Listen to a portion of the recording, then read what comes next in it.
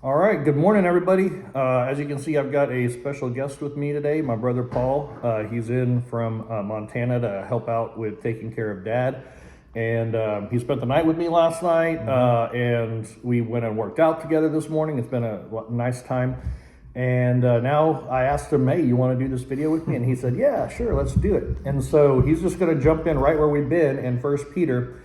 And as you remember, yesterday we did up to verse 17, but we haven't covered verse 17 yet. And we were talking about suffering as a Christian, and not suffering because of the evil things, but suffering because of the fact that we have that name Christian and what that means for us. And then Peter goes on to say this, and we're going to do verses 17, 18, and 19. That takes us to the end of the chapter.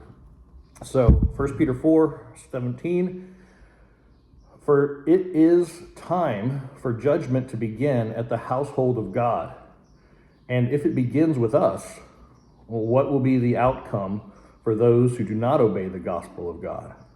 And if the righteous is scarcely saved, what will become of the ungodly and the sinner? Therefore, let those who suffer according to God's will entrust their souls to a faithful Creator while doing good.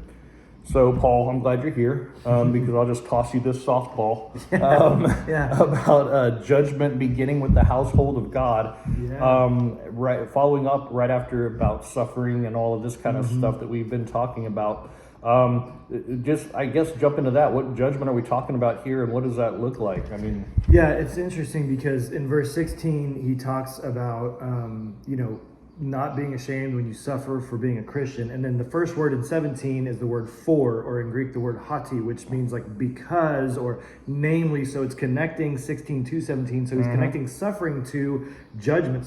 So it feels to me like the judgment he's talking about in verse 17 is actually part of that suffering. Okay. And because he referred to it back in verse 12 as like these fiery trials, it seems like these things all go together: fiery trials, suffering, and judgment. And he says it begins with the house of God. And so I think we, as followers of Jesus, we get to go first. When we talk about the refining fires of suffering and trials, like it does things to us. Paul talks about this in other areas as well. Is like it produces patience and perseverance. But man, like when we go through suffering, it can be devastatingly difficult.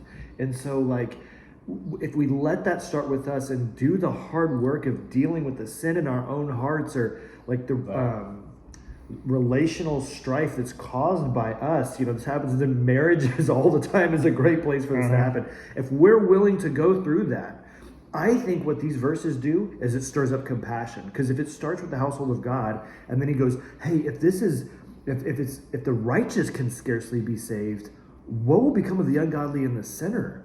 And so I think for me, it stirs up compassion. If I'm willing to go through these suffering in the name of Jesus and let it refine me, let the judgment come and do its work in me. How does that change how I approach the ungodly and the sinner? So that judgment then isn't necessarily just a big God with a gavel, banging out a judgment sentence on us. It's us doing some of that self-judgment, self-analysis, and going, oh my gosh, I've got a lot of work to do on myself. Yes. I think the word is like a judicial judgment. It's like making calls, and I think it's work on ourselves. I think it's letting other people speak into our lives as well. Again, like a spouse, it's inviting Jesus to, when Jesus asks more questions than he gives answers in the New Testament.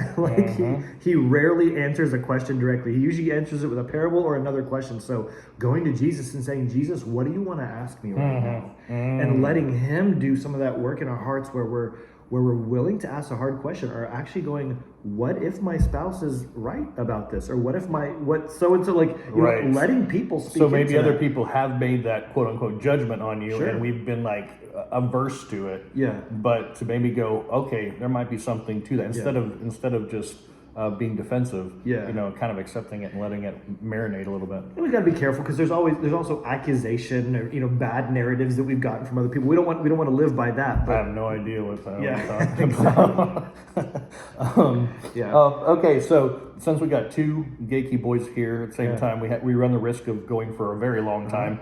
So I'm going to bring us back just to the very end of that. The last verse says, "Let those who suffer according to God's will entrust their souls to a faithful Creator while doing good." You want to put a wrap up on that? How do you think he's kind of bringing this in? I think it continues that theme of while we're suffering, whether it's just a circumstantial suffering or whether it's coming through that judgment. And it's not judgment in the sense of eternal judgment. It's about making a call on the things in our lives. That's what the judgment means. If we entrust our souls to God, the good news is we know we're going to be met with mercy and grace. We know we're met with forgiveness, which is ultimately what changes our hearts. And he says, so while we're suffering, we do good. We entrust our hearts to God because he's not going to condemn us. He's not going to accuse us.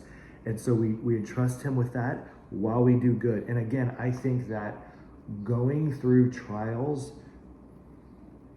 when we go through it about this way, like it actually does stir up good works. Like I'm like, man, how about I just be kind to someone today? Yeah, I mean, Like, I think so. Or you could have, I guess you could have the opposite reaction, like, well, everything stinks anyway, so Yeah. I'm just going to do, and so it's an encouragement to not Yeah. fall into that trap. that's But- right. Yeah. All right. Well, I appreciate it. I'm glad you're Yeah, here. thank y'all for letting me And, join you and get dressed up for the occasion and yeah, everything. yeah. Well, they didn't have a choice. I guess. Yeah. So, but appreciate it. I'm glad you're here, and glad to be able to kind of share in this ministry together. And look forward to talking to y'all again real soon. I will be in Queehee this evening and for most of the rest of the week. So look forward to talking to y'all soon, and God's blessings. Bye bye.